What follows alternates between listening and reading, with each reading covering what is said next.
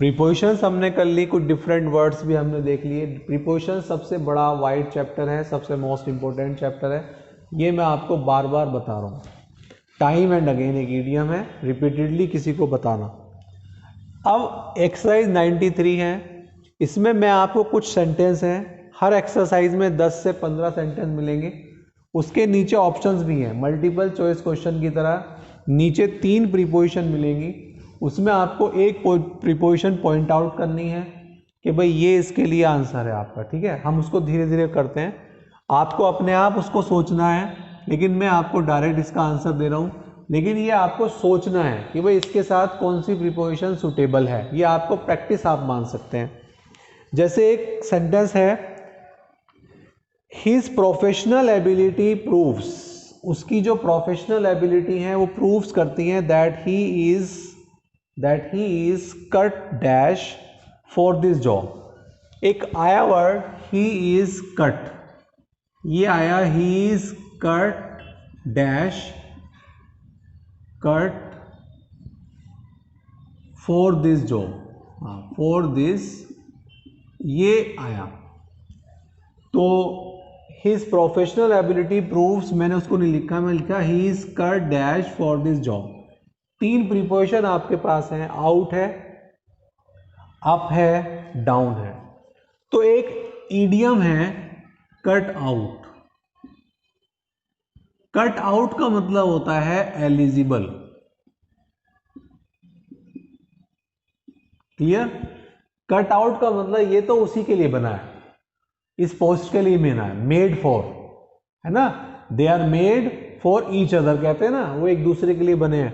तो cut out का मतलब होता है एलिजिबल, और आपको ध्यान होगा एलिजिबल के बाद भी फोर आता है, लेकिन ये कट आउट का मीनिंग बताया मैंने आपको, कट आउट।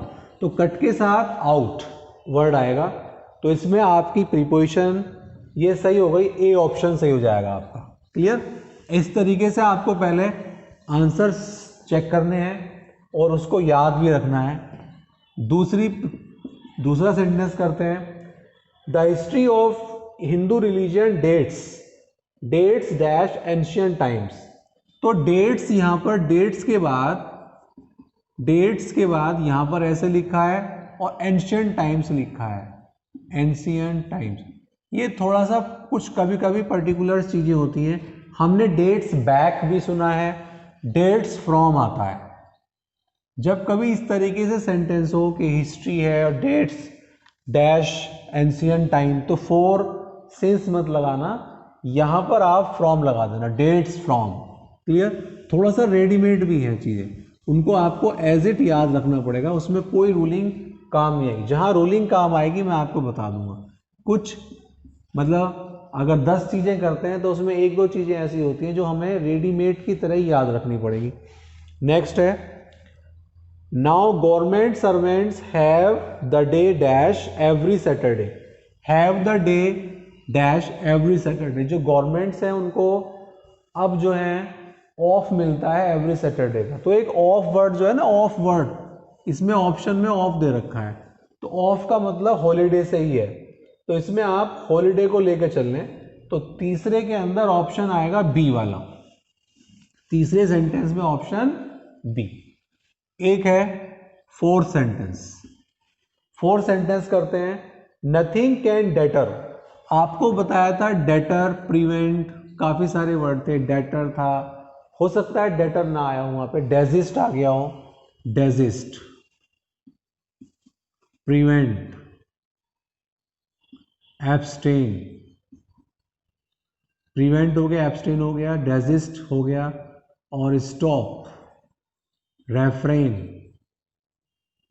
इनके साथ फ्रॉम आता है। क्लियर? तो यहां पर nothing can debtor him dash pursuing his aim of life, तो इसमें क्या आएगा, डेटर के साथ फ्रॉम आएगा, ऑप्शन बी। तो आपको इनमें ऑप्शन ऑप्ट करने हैं कि कौन सा ऑप्शन आपके लिए सही है। Fifth, after the death of his father, उसके पिता की मृत्यु के बाद, द रेस्पॉन्सिबिलिटी हैज डिवॉल्व्ड, डिवॉल्व्ड वर्ड लिखा है, डिवॉल्व्ड डैश हिम, ऑन। डिवोल्ड का मतलब होता है उसके ऊपर आ गई। पिता की मृत्यु के बाद सारी रेस्पॉन्सिबिलिटी उसके कंधों पर आ गई, तो ऑन लगाएंगे, डिवॉल्व ऑन। मैंने आपसे कहा था कि प्रीपोजिशन के साथ साथ आपकी वोकैब भी इंप्रूव होगी, तो इसको विशेष रूप से आप ध्यान दें। ठीक, ये वाला भी आपका वर्ड हो गया। फिफ्थ क्लियर है। अब आइए सिक्स्थ, बहुत ही इजी सेंटेंस है। In accordance with the advice of a doctor, in accordance with ही आता है, in accordance with, according to आता है और इन अकॉर्डेंस विद आता है। Advice of a doctor, doctor की एडवाइस के अनुसार, शी इज डैश डाइट। हाँ भाई, ऑन भी है, एट भी है, ऑफ भी है। हम हमेशा कहते हैं वो डाइट पर है, she is on diet. Own word आता है तो प्रीपोजिशन इसमें 6 में ए आ जाएगी। नेक्स्ट है सेवंथ। नॉर्मली ही स्टे, स्टे का मतलब होता है ठहरना। Dash until 11 PM these days, वो अक्सर जो है कितने बजे तक, इन दिनों कितने बजे तक, नॉर्मली वो इन दिनों कितने बजे तक ठहरता है, तो उसमें हम अप कह सकते हैं, अप टू। एक होता है ना अप टू, बताया था आपको, अप टू कितने बजे तक, तो अंटिल अप। तो स्टे अप का मतलब होता है जागे रहना। यहां पर स्टे अप का मतलब आप समझ सकते हैं, स्टे अप किसी काम को करते रहना या जागे रहना, स्टे अप। टिल या अंटिल एक ही बात है। नेक्स्ट एयर सेंटेंस, एक होता है फॉल्स डैश हार्ड। मैंने पहला सेंटेंस थोड़ा छोड़ दिया।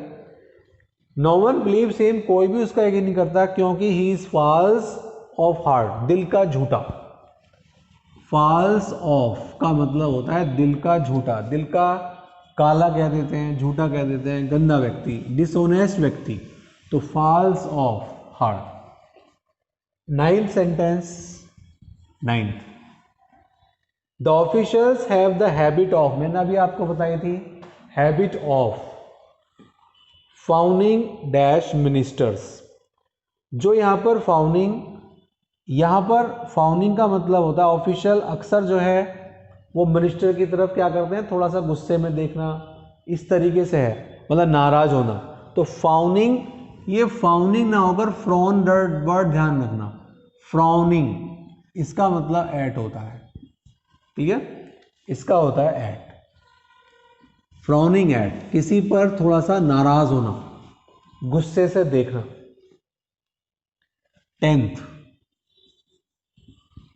Word, the problem of communal harmony, सामुदायिक जो सामंजस्य की जो समस्या है, can not be glossed dash by the government.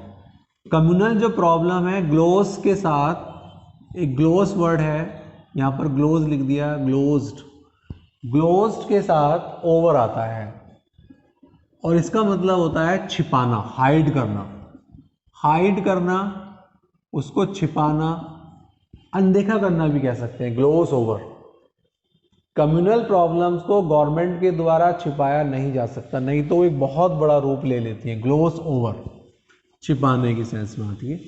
चलो इस एक्सरसाइज में 10 सेंटेंस हमने किए हैं, 10 सेंटेंस हमने 93 एक्सरसाइज में किए। चलो ठीक है, मैं